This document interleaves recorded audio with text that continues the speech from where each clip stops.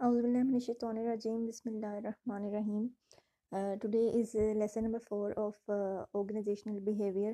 It is about understanding the basics of human behavior.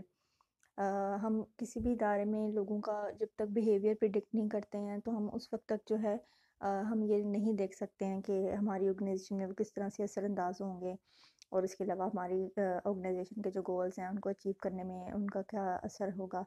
तो हमें जो है वो लोगों के बिहेवियर को स्टडी करना बहुत ज़रूरी है। ऑर्गेनाइजेशन के अंदर जो लोगों का बिहेवियर है उसको स्टडी करने से उसको स्टडी करना जो है वो एक ह्यूमन के बिहेवियर ऑफ कोर्स इससे लिंक है। तो आज हम इसके बारे में पढ़ेंगे। कोई भी ऑर्गेनाइजेशन जो है उसमें ह्यूमन रिसोर्स जो है वो बहुत अहमियत का हामिल होता है और उसके डिफरेंट एटीट्यूड्स बिहेवियर होते हैं। तो इसमें जो है वो हम यही देखते हैं कि कोई भी जो इंसान है उसको हमने मैनेज किस तरह से करना है। तो हमने उसको मैनेज जब करना है तो हम ऑफ कोर्स उसकी जो है वो बिहेवियर भी चेक करेंगे। तो ह्यूमन रिसोर्स मैनेजमेंट में जो है एम्प्लॉय की सिलेक्शन आती है, training, performance management, union management, relations and how they influence organization effectiveness. ये सारी चीज़ें जो है वो ह्यूमन रिसोर्स मैनेजमेंट के अंदर आती हैं। तो जो लोग हैं वो किस तरह से ऑर्गेनाइजेशन को इन्फ्लुएंस कर रहे हैं, हमें ये भी जो है वो मैनेजमेंट में शामिल होता है। तो हमें ये भी स्टडी करना पड़ता है। सबसे पहले है जी बायोग्राफिकल करेक्टरिस्टिक्स क्या हैं। किसी के भी बायोग्राफिकल करेक्टरिस्टिक्स हैं वो है जी, किसी बंदे की एज होती है, एज उसकी कितनी है, कम है या ज़्यादा है। कम एज है तो उसका ऑर्गेनाइजेशन के ऊपर डिफरेंट तरह से इफेक्ट होगा, अगर ज़्यादा एज है तो उसका ऑर्गेनाइजेशन के ऊपर डिफरेंट तरह से इफेक्ट होगा। अगर उसकी जेंडर फीमेल है तो उसका और तरह से इफेक्ट होगा, अगर मेल है तो उसका और तरह से इफेक्ट होगा।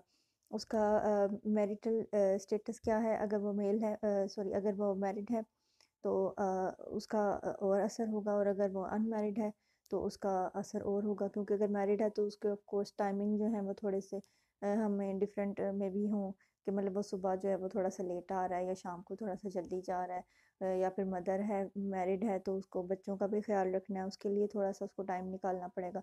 तो कंपनी को थोड़ा सा टाइम इस तरह से जो है वो डिफ्रेंशिएट होगा एक एम्प्लॉय का मैरिटल जो है वो स्टेटस के हिसाब से। टेन्योर है जी कि जॉब सीनियोरिटी उसकी कितनी है, वो कितनी देर से काम कर रहा है, क्या वो नया है या पहले से पुराना बंदा है। तो ये मैंने आपको एक ओवरव्यू दिया है, अब हम इसको थोड़ा सा डिटेल से पढ़ लेते हैं कि जी बायोग्राफिकल करेक्टरिस्टिक्स जो हैं वो किस तरह से जो है वो असरअंदाज हो रहे होते हैं हमारे ऑर्गेनाइजेशन के ऊपर। ऑफ कोर्स बायोग्राफिकल करेक्टरिस्टिक्स की बेस पे हर इंसान जो है वो डिफरेंट है दूसरे इंसान से। तो इसी की बेस पे जो है वो एक इंसान जो है वो और तरह से परफॉर्म करेगा और दूसरा इंसान और तरह से परफॉर्म करेगा। एज जो है वो the relation between age and job performance is increasing. जो है वो जितनी एज आपकी बढ़ती जाएगी आपका एक्सपीरियंस ज़्यादा होता जाएगा, और अगर आप यंग हैं तो आपके अंदर एनर्जी ज़्यादा होगी। हर चीज़ के अपने बेनिफिट हैं, हर चीज़ के अपने जो है वो फ़ायदे हैं। वर्कफोर्स जो है वो ग्रो कर रही है, तो हमारे पास ओल्ड एज के भी बंदे हैं, इसके अलावा नई हायरिंग होती है तो हमारे पास नए बंदे भी आते हैं। एम्प्लॉयज़ की जो परसेप्शन होती है वो डिफरेंट तरह की होती है। जो ओल्डर वर्कर्स हैं वो ऑफ कोर्स जो हैं वो हमारे पास एक्सपीरियंस हैं और क्वालिटी के ऊपर फोकस ज़्यादा करते हैं, और इसके अलावा उनके अंदर जो है वो एथिक्स बहुत ज़्यादा होते हैं, स्ट्रॉन्ग वर्क एथिक्स होते हैं। और ओल्डर वर्कर लेकिन जो है उनमें फ्लेक्सिबिलिटी कम होती है, वो चेंज को जो है वो एक्सेप्ट नहीं करते। वो चाहते हैं कि जिस तरह से हम चल रहे हैं हम उसी तरह से चलते रहें। तो उनके अंदर फ्लेक्सिबिलिटी कम होती है और न्यू टेक्नोलॉजी को वो यूज़ नहीं कर सकते और ना वो करना चाहते हैं। Some believe that the older you get the less likely you are to quit your job. मतलब कि आप अगर यंग हैं तो यंग लोग जो है नई नई अपॉर्चुनिटीज़ देखते हैं। तो जो ओल्डर बंदे हैं वो किसी भी ऑर्गेनाइजेशन को जल्दी छोड़कर नहीं जाते, क्योंकि उनको पता है कि वो नई जगह पे जाएंगे तो उनको थोड़ी डिफ़िकल्टी आएगी और मे बी उनको नई जॉब भी ना मिले।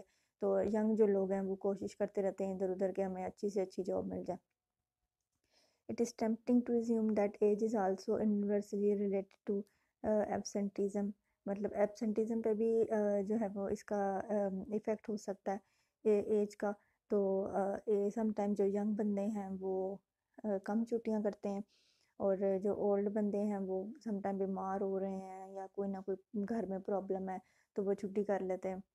तो इस तरह जो यंग बंदे हैं वो ज़रा एनर्जेटिक ज़्यादा होते हैं, और इस तरह वाइस वर्सा भी हो सकता है कि जो ओल्डर एम्प्लॉयज़ हैं वो कम छुट्टी करते हैं, क्योंकि उनको ऑफिस के साथ ज़्यादा कमिटमेंट होती है, और इसके अलावा जो है वो घर में उनको इतना कोई ख़ास और कोई एक्टिविटी नहीं होती, तो उनको ऑफिस के साथ ज़्यादा जो होता है वो लगाव होता है। एक जगह पे रह रह के उनको आदत हो जाती है ऑफिस में बैठ के काम करने की, और वो कमिटमेंट उनकी इतनी ज़्यादा हो जाती है कि वो एब्सेंटीज़म उनकी कम हो जाती है।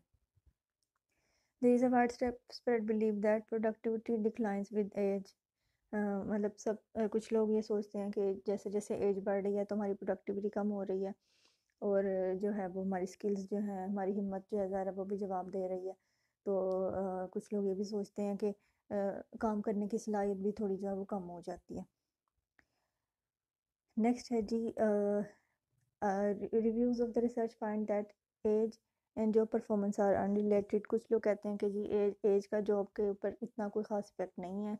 अगर आपकी एज ज़्यादा भी है लेकिन आप अगर स्किल्ड हो, एक्सपीरियंसड हो, तो आप अपना काम अपने मतलब पूरा करोगे। This seems to be true for almost all type of job, professional and non-professional. The relationship between job satisfaction and age is mixed.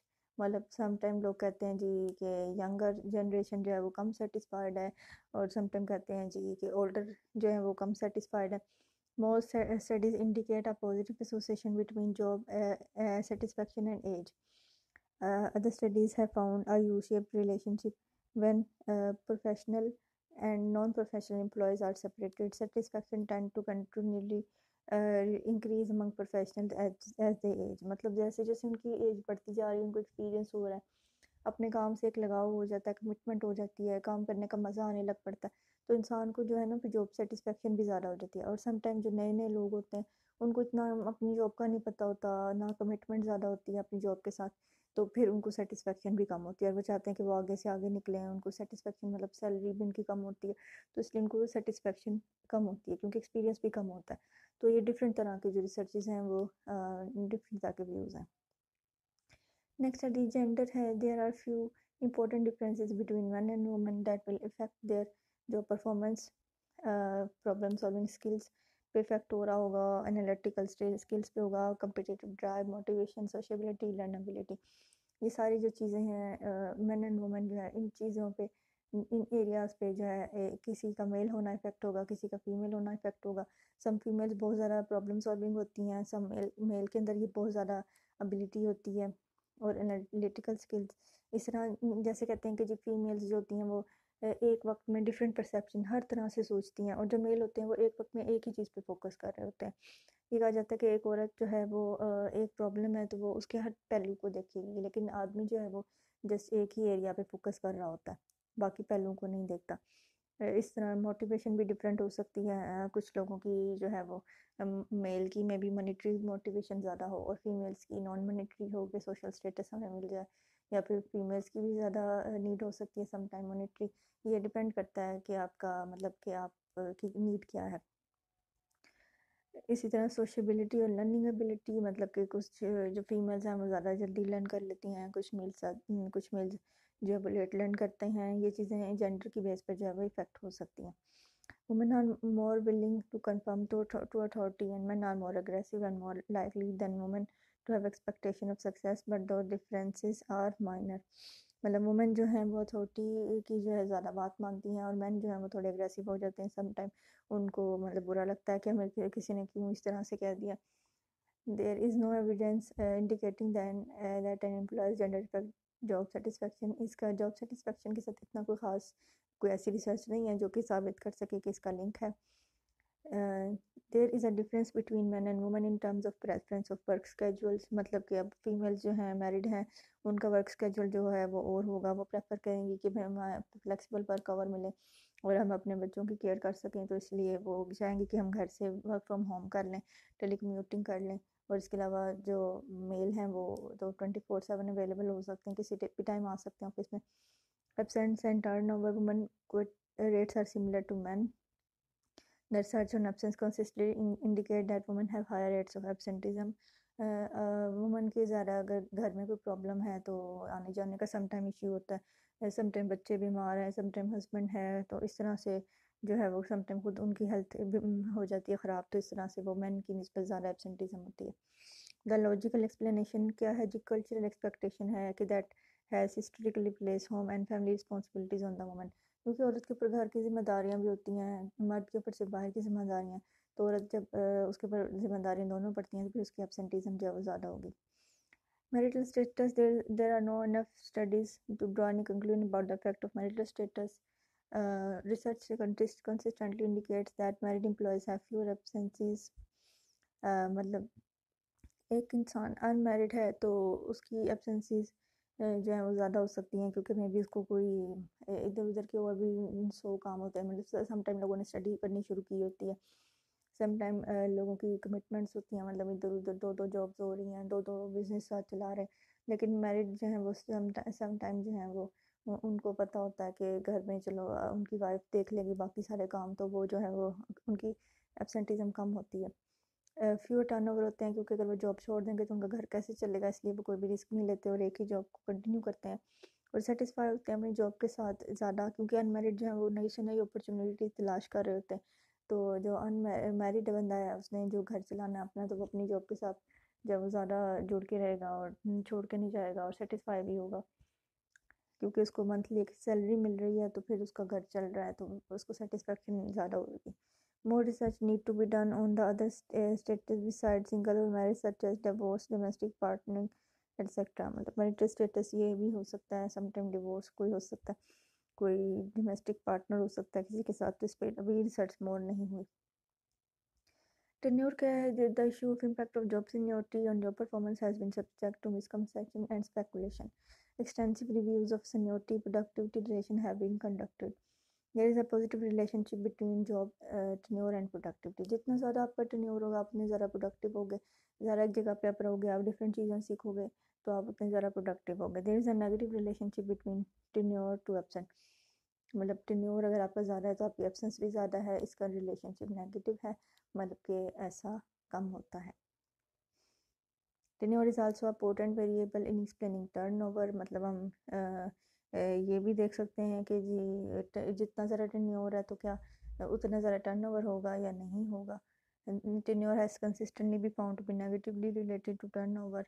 मतलब ऐसा नहीं है कि अगर आप एक जगह पे पुराने हो गए हो तो आप उसको आराम से छोड़ दो, ऐसा नहीं है, बल्कि जहाँ जिस जगह पे आप ज़्यादा पुराने हो रहे हो आप उसको उतना लेट छोड़ोगे। The evidence indicates that tenure and satisfaction are positively related. जितना ज़्यादा आप एक जगह पे रहोगे आपको उतनी ज़्यादा उस जगह की आदत होगी। Organizational outcomes predicted by personality include job stress, satisfaction, work stress, and leadership effectiveness. Personality is not a useful predictor of organizational outcomes when there are strong situational constraints, because personality tend to be stable over time. Managers should not expect to change personality in short run. मतलब आप जो है वो personality जो है उससे predict कर सकते हैं, लेकिन जो है ये इतना यूज़फुल प्रिडिक्टर नहीं है, क्योंकि पर्सनैलिटी जो है वो tend to be stable over time, मतलब कि इतना ज़्यादा चेंज नहीं आ रहा होता। और manager should accept workers personality as they are and develop effective way to deal with the people. मतलब डिफरेंट लोगों की डिफरेंट तरह की पर्सनैलिटीज़ हैं, तो आपको उनको चेंज करने में ज़ाहिर है ये एक पॉसिबिलिटी मुश्किल काम है ये, तो आपको जो है वो मैनेजर को पर्सनैलिटीज़ को सामने रखते हुए जो है वो हर चीज़ को चलाना होता है। Feelings, thoughts, attitudes and behaviors in an organization are determined by the interaction of personality and situation. किसी भी इंसान की कोई पर्सनैलिटी है तो जब वो इंटरेक्शन कर रहा है किसी भी सिचुएशन के साथ, तो आपकी जो है एक ऑर्गेनाइजेशन में उसकी डिफरेंट फीलिंग्स होंगी, थॉट्स होंगी, एटीट्यूड्स होंगे, जो किसी भी ऑर्गेनाइजेशन के जो है ऑब्जेक्टिव को असरअंदाज कर सकते हैं। बिग 5 पर्सनैलिटी ट्रेट क्या है जी? इसमें डिफरेंट तरह के इन्होंने पर्सनैलिटी ट्रेट बताए हुए हैं, जिसमें एक्स्ट्रावर्डियन पीपल होते हैं, न्यूरोटिक होते हैं, एग्रीएबल होते हैं, कॉन्सेंशियसनेस होते हैं, ओपननेस टू एक्सपीरियंस होते हैं। एक्सट्रोवर्ट जो होते हैं जो हर किसी के साथ घुल मिल जाएंगे। न्यूरोटिक होते हैं, ये हैं जी थोड़े नेगेटिविटी होती है, नहीं घुलने मिलने वाले नहीं होते इतने। एग्रीएबलनेस, ये दूसरों की मतलब बात के साथ एग्री करते हैं। कॉन्सेशनसनेस मतलब ये दूसरों के साथ अच्छे तरीके से चलते हैं। ओपननेस टू एक्सपीरियंस, ये एक्सपीरियंस करना चाहते हैं नए नए। अदर पर्सनैलिटी ट्रेट्स क्या हैं जी? Relevant organisation behaviour include locus of control, self monitoring, self esteem, type A B and need for achievement, affiliation and power. ये सारी चीज़ें जो हैं ये पर्सनैलिटी ट्रेट्स में आती हैं। किसी भी इंसान की पर्सनैलिटी जो है वो इन चीज़ों के बेस पर जो है वो दूसरे बंदे से डिफरेंट होती है। तो ऑर्गेनाइजेशन में जो है इन चीज़ों को स्टडी करना पड़ता है कि कौन से बंदे की कौन सी पर्सनैलिटी है और किस तरह से इफेक्ट कर रही है ऑर्गेनाइजेशन को। In addition to possessing different personalities, workers also differ in their abilities, capabilities. The two major type of ability are cognitive and physical ability. अच्छा जी, जो abilities हैं वो भी different होती हैं लोगों में. जो major type की ability है वो cognitive ability है, मतलब कि सोच की, और एक physical ability है, मतलब कि काम करने की ability. The cognitive ability जो है वो उसमें जनरल इंटेलिजेंस होती है बंदे की, वर्बल हो सकती है कि हमें कितनी बात करनी आती है, न्यूमेरिकल, मैथ्स, रीजनिंग, ये भी सारे मैथ्स, न्यूमेरिकल जो है वो मैथ्स से रिलेटेड है. रीजनिंग कि आप कितना रीज़न कर सकते हैं, कितना किसी चीज़ को उसकी गहराई में जाकर देख सकते हैं कि इसकी क्या वजह है. डिडक्टिव मतलब आप किसी चीज़ पे किस तरह से आप कोई भी फैसला रिसर्च कर सकते हैं, फैसला कर सकते हैं. एबिलिटी टू सी रिलेशनशिप, आप किस तरह से डिफरेंट चीज़ों के बिटवीन रिलेशनशिप देखेंगे, कितना उसको याद कर सकेंगे, और कितना किसी चीज़ के बारे में आप परसीव कर सकते हैं, और आप फैसले कैसे कर सकते हैं. ये सारी चीज़ें जो है वो कोग्निटिव में आती हैं. There are two types of physical ability. एक है जी motor skills, the ability to manipulate object, मतलब मोटर स्किल यानी कि काम करने की skill, and physical skill a person fitness and strength, के एक इंसान के अंदर कितनी ताकत है कि वो कितना काम कर सकता है. Both nature and nurture contribute to determining physical and cognitive ability. ये दोनों चीज़ें जो हैं वो इन चीज़ों को डिटर्मिन करती हैं.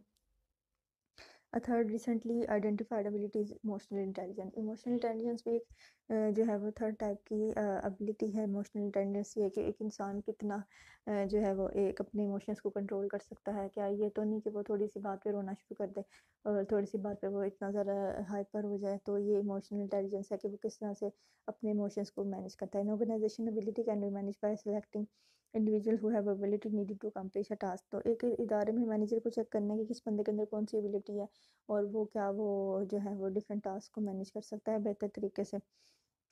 The ability job fit. Employ performance is enhance when there is a highly ability job fit.